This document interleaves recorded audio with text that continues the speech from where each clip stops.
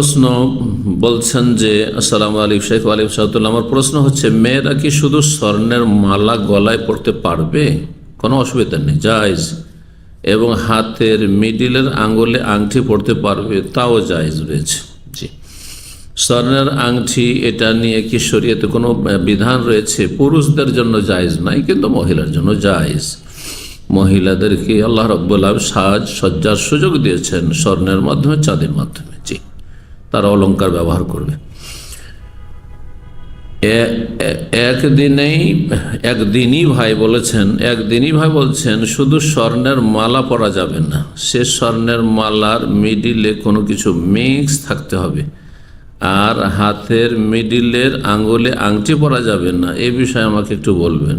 ভুল বলেছেন আসলে। এটা হয়তো উনি ওই যে আলবানী রাহেমাহুল্লাহর একটি বিরল ফতোয়া রয়েছে, সাজ ফতোয়া রয়েছে। হ্যাঁ, বড় বড় আলেমদেরও কিছু বিরল ফতোয়া রয়েছে যেগুলি সহি হাদিস মোতাবেক নয়, কিন্তু তাদের ইজতিহাদ বলছে যে সেটি সহি। তার মধ্যে একটি হচ্ছে যে আযহাবুল মুহাল্লাক, গোলাকার কোনো স্বর্ণ বা চাঁদির অলংকার পরা যাবে না।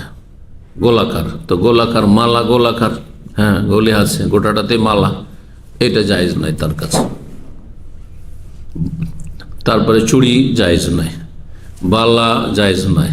হ্যাঁ, এইরকমই যদি পায়ের গোলাকার কোনো অলংকার থাকে, যেগুলি একসময় ব্যবহার হয়তো খুব বেশি, জায়েজ নয়। এক কথায় গোলাকার অলংকার জায়েজ নয়।